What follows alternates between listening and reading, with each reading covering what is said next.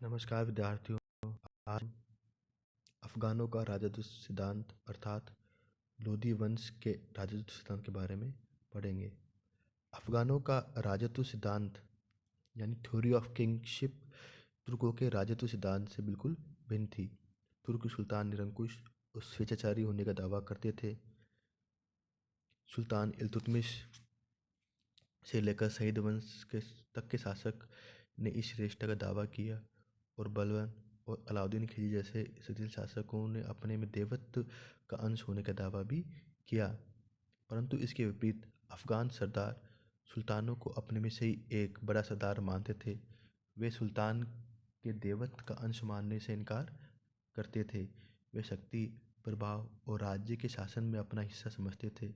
इस प्रकार अफ़गानों का राजत्व सिद्धांत सरदारों की समानता पर आधारित था और ऐसी स्थिति में उनकी शासन व्यवस्था राजतंत्रीय न होकर कुलीन तंत्री थी और भारत में उस समय तक मान्य हिंदू और तुर्की व्यवस्था के प्रतिकूल थी। अफ़गानों की राजत्व व्यवस्था की कुछ विशेषता इस प्रकार हैं। उत्तराधिकारी के विषय में अफ़गान पैतृक अधिकार अथवा उत्तराधिकारी को नामजद किए जाने के अधिकार को स्वीकार नहीं करते थे, बल्कि योग्यता के आधार पर सरदारों के द्वारा सुल्तान को चुन जाने का अधिकार प्राप्त था। प्रत्येक अफ़गान सरदार अपनी सेना का प्रधान होने का दावा करता था और अपनी सेना को सुल्तान की सेना का अविभाज्य अंग नहीं मानता था। सुल्तान के किसी भी अधिकार को विशेषाधिकार के रूप में मानने के लिए तत्पर नहीं थे, बल्कि स्वयं भी ऐसे सभी अधिकार का उपयोग करते थे। इस कारण अफ़गान सरदार सुल्तान को अपनी शक्ति पर निर्भर रहने के लिए बाध्य कर सकते थे और सभी सुविधा और अधिकारों का उपयोग कर सकते थे और स्वयं बड़ी बड़ी जागीर और सेनाएं रख सकते थे। बहलोल लोदी प्रथम अफ़गान सुल्तान था। बहलोल लोदी अफ़गान सरदारों का नेता था और वह सफलतापूर्वक उनका नेतृत्व कर सकता था, परंतु उसकी शक्ति अफ़गान सरदारों के समर्थन और सहयोग पर निर्भर करती थी। इस कारण उसने अफ़गान सरदारों की स्वतंत्रता और सम्मान के विचार के साथ समझौता कर लिया। उसका कहना था कि वह अमीरों में से ही एक अमीर है।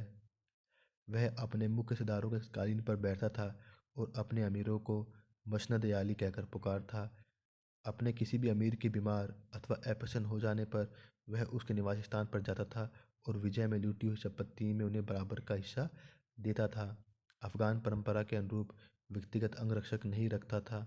उसका भोजन प्रत्येक दिन किसी भी अमीर के यहाँ से आता और घोड़े पर सवार होते समय उसका कोई ना कोई अमीर उसे अपने घोड़ा देता था। फरिश्ता का कहना है कि इतना ही पर्याप्त है कि मेरा राज्य मेरे नाम के साथ में जुड़ा हुआ है। मुश्ताकी ने लिखा है कि वह दरबार में सिंहासन पर नहीं बैठता और उसने अपने अमीरों को खड़ा रहने से मना कर दिया था। इस प्रकार बहलोल लोदी ने अपने सरदारों के साथ सुल्तान के भांति व्यवहार नहीं किया। उन्हें बड़ी बड़ी जागीर और सम्मान प्रदान किए तथा उनकी प्रकृति और अफ़गान परंपरा के अनुसार उसने उनके साथ व्यवहार किया। सिकंदर लोदी अपने सरदारों के प्रति व्यवहार करने में अपने पिता की अपेक्षा स्वतंत्र रहा।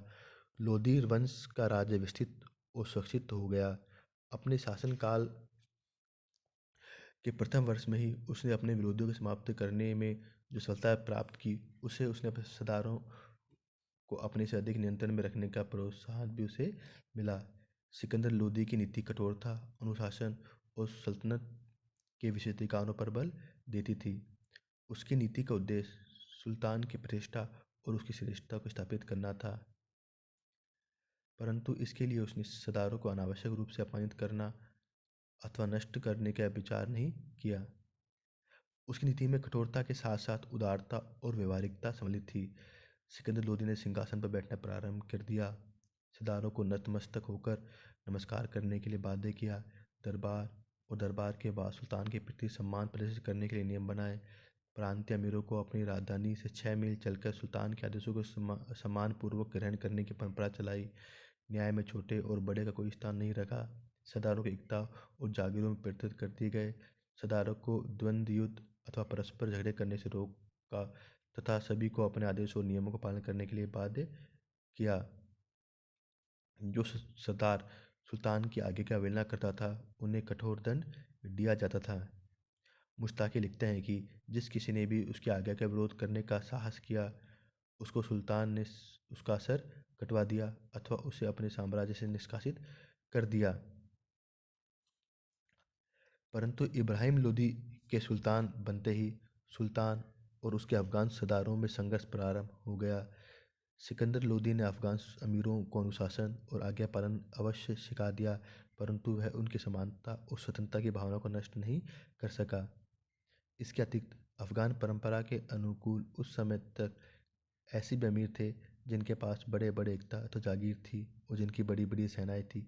ऐसी परिस्थिति में इब्राहिम लोदी को सावधानी से आगे बढ़ना चाहिए था। सिकंदर लोदी ने सरदारों को अनुशासन में रखने में बहलोल लोदी की अपेक्षा अधिक सफलता प्राप्त करी, परंतु कुछ परिस्थितियों और अधिकांश अपनी हठी और संकल्प प्रवृत्ति के कारण वह शीघ्र ही अफगान अमीरों के साथ प्रत्यक्ष संघर्ष में फंस गया। इस प्रकार हम देखते हैं कि अफगानों के इस राजत्व सिद्धांत ने कहीं न कहीं सरकार को कमज़ोर करने का प्रयास किया। सुल्तान इब्राहिम लोदी के समय में सुल्तान और अमीरों के बीच हुए संघर्ष से स्पष्ट हो जाता है कि उस संघर्ष में सिद्धांत कम और व्यक्तिगत आकांक्षाएं व भय व हट अधिक मात्रा में था। इब्राहिम की अकुशलता और अव्यवहारिकता इसके लिए बड़ी मात्रा में जिम्मेदार है।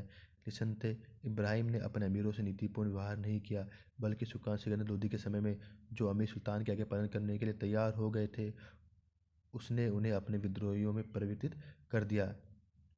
परंतु इसके साथ साथ ही इब्राहिम लोदी ने भी सिकंदर की भांति निरंकुश राजतंत्र की एक ऐसी व्यवस्था स्थापित करने के लिए प्रयास किया जो उस समय की परिस्थिति के अनुकूल थी।